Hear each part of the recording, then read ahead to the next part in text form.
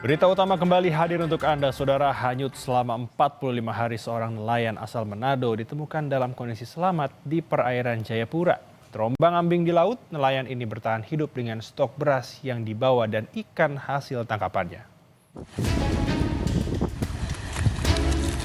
Inilah detik-detik saat seorang nelayan asal Manado ditemukan setelah 45 hari terombang-ambing di tengah Samudra Pasifik perairan utara Jayapura.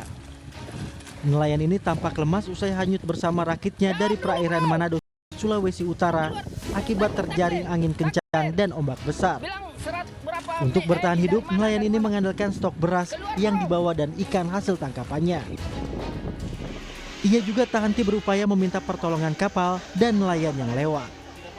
Jadi selama kita hanyut itu kita tunggu melihat apa dunia ini tidak ada.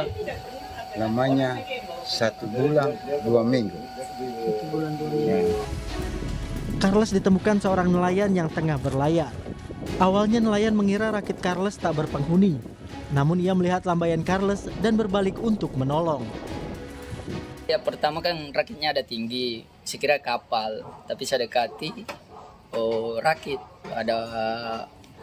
Biasanya kan kalau kita di laut kalau lihat kayak begitu sekira kayu besar kita maju, karena biasanya kalau hanyut seperti itu ada ikannya.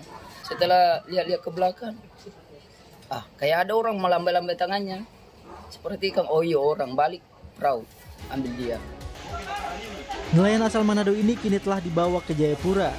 Kondisi kesehatannya telah stabil dan akan dipulangkan ke Manado. Vindi Rakmeni, Kompas TV, Jayapura, Papua.